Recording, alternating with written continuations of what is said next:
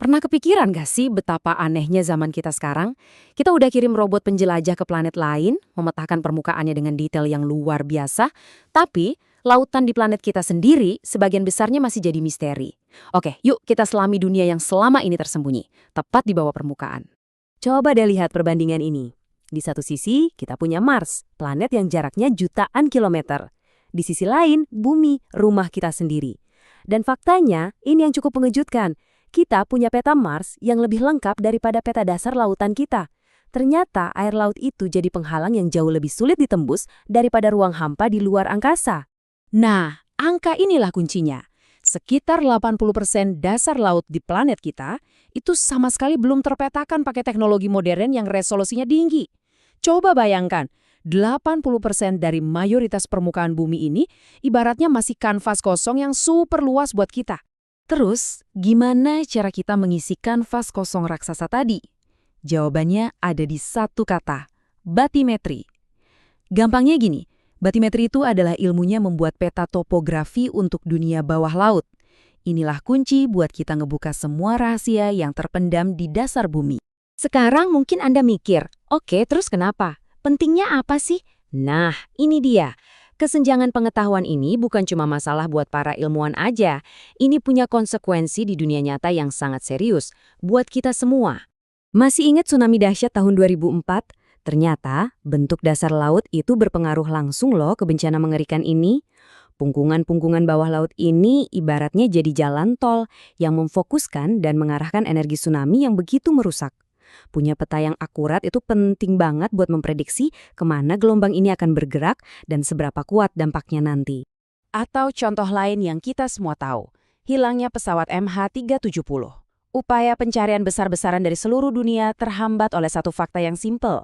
Mereka mencari di wilayah yang pada dasarnya petanya nggak ada. Nggak adanya data batimetri membuat salah satu operasi pencarian paling genting dalam sejarah jadi jauh lebih sulit. Dan itu baru permulaannya aja. Punya peta dasar laut yang lengkap itu krusial buat banyak hal, mulai dari memahami iklim global, mengelola stok ikan biar nggak habis, sampai memasang kabel internet bawah laut yang menghubungkan kita semua. Ini data yang fundamental banget buat ekonomi, keamanan, dan kesehatan planet kita. Nah, ini kan jadi pertanyaan besar ya. Kalau pemetaan ini sepenting itu, kenapa kok susah banget sih dilakuin? Kenapa kita lebih gampang memetakan Mars daripada ibaratnya halaman belakang planet kita sendiri? Oke, buat ngebayangin tantangannya, kita mulai dari tekanan. Kutipan ini ngasih gambaran yang jelas banget. Coba bayangkan, berat 50 pesawat jet jumbo menekan tubuh Anda dari segala arah. Nah, lingkungan se-ekstrem itulah yang harus dihadapi sama setiap alat yang kita kirim ke dasar laut. Perbandingan ini benar-benar bikin kita paham. Luar angkasa, walaupun jauh, tapi sebenarnya lebih bisa diprediksi. Kita bisa pakai radar dan cahaya buat memetakan planet. Tapi begitu masuk ke bawah air, semua aturannya berubah. Air itu menyerap cahaya dan ngeblokir sinyal radar, jadi kita terpaksa harus bergantung pada suara.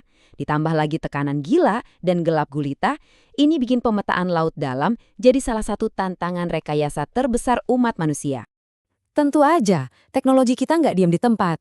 Kita mulai dari cara yang paling sederhana, kayak nurunin tali pakai pemberat, proses yang super lambat.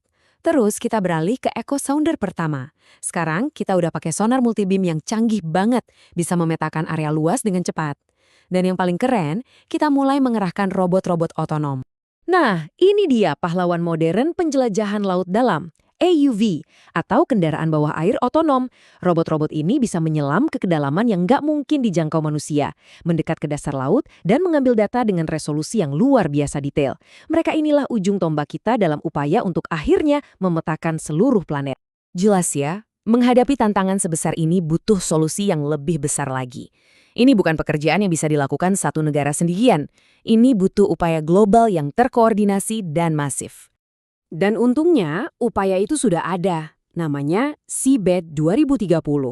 Ini adalah proyek kolaborasi internasional yang super ambisius dengan satu misi yang jelas banget untuk akhirnya menyelesaikan peta planet kita.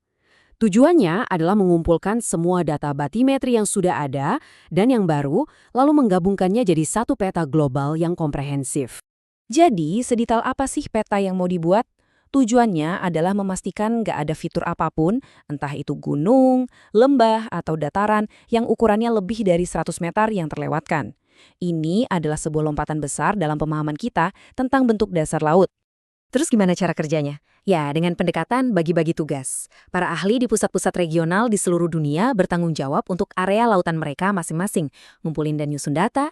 Nah, semua potongan puzzle itu kemudian dikirim ke pusat global yang tugasnya menyatukan semuanya jadi satu peta dunia utuh yang bisa diakses oleh siapa saja. Oke, sekarang ayo kita lihat ke depan. Apa artinya semua ini kalau misinya sudah selesai?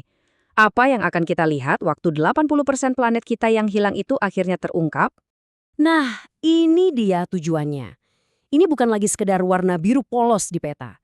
Ini adalah lanskap yang hidup, yang rumit, penuh dengan fitur geologis yang sama megahnya dengan apapun yang kita lihat di darat.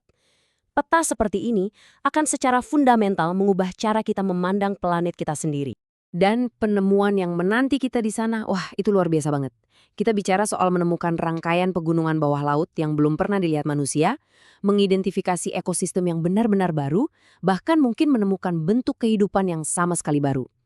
Setiap penemuan ini bisa menulis ulang buku pelajaran kita tentang geologi, biologi, dan sejarah planet ini. Jadi, ini semua meninggalkan kita dengan satu pertanyaan besar. Dari semua hal yang belum kita ketahui, yang tersembunyi di bawah sana, kira-kira penemuan apa ya yang akan jadi penemuan yang mengubah segalanya? Yang bakal mengubah cara kita memandang dunia ini? Jawabannya masih tersembunyi di sana, menunggu di perbatasan terakhir bumi, tepat di bawah gelombang. Misi untuk memetakannya bukan cuma soal mengisi bagian kosong di peta, ini tentang untuk pertama kalinya benar-benar memahami planet tempat tinggal kita seutuhnya.